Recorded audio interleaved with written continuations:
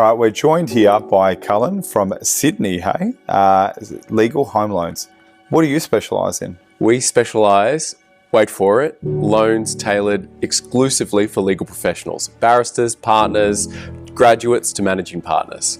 Beautiful. Just lawyers. You and I were discussing off camera earlier about lenders' mortgage insurance. Correct. I want to start with the nasty stuff first, and then we'll bring it back to the good stuff.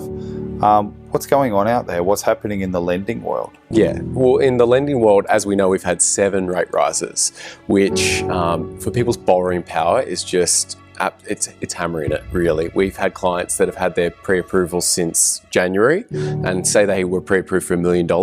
After all those rate rises, it's between $750,000 to $800,000. So that's impacting it. But lenders' mortgage insurance, which you talked about, is largely unknown. Even lawyers themselves don't really understand it. And we started our business 4 years ago because lawyers don't need to pay that. They can borrow up to 90% and not pay lenders' mortgage insurance. But it's largely unknown that the banks, actually, it's an insurance to protect the banks rather than the individual. And on a $1 million home, if you're borrowing 90%, it's 20 grand that you don't need to pay if you're a legal professional. And if you go to the wrong bank or broker, they're just saying, oh, just don't worry about it, just sign it.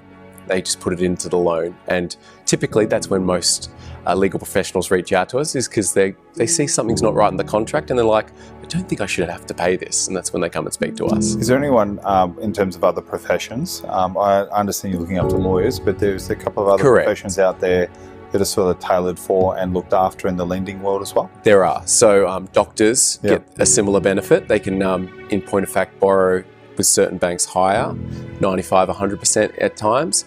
Accountants and CPAs also get that as well.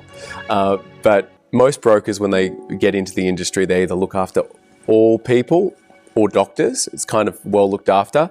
We're still the only mortgage broker out there looking after lawyers. I don't know why. It seems that no one likes looking after lawyers. We love them. We find it very rewarding. Now, Sydney versus Melbourne. At the moment, we've had a lot of guests on here. They've covered their average loan value is around about $700,000-800,000 in established market. Melbourne's now $1 million suburbs. Yes. Talk to us about Sydney. What's the difference with what's happening up in Sydney? What are you writing in terms of loans? Is the incomes having to go up? Is the lending changing? What are people borrowing out that way? No, it's a good question.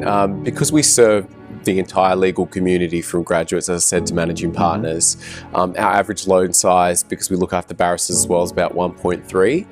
What we're seeing is first home buyers, if we look at the subset, were priced out of the market when rates were crazy low. Now we're starting to see first home buyers able to get into the market because they're able to finally get a price that's affordable, but they're paying a premium on the rate. In terms of, I would say, the kind of lending borrowing power that's been hit, it's around the $1.52 million mark is where we're really seeing buyers and sellers having to temper their expectations. Buyers are having to look at suburbs that they weren't considering before, and sellers are obviously having to realise. It's like the stages of grief. People are starting to realise that this is a different market than October 2020 when things just kind of went berserk. Thanks for joining us on the New Property Show. Thank you so much, Steve. I really appreciate it. Thank you. Good man.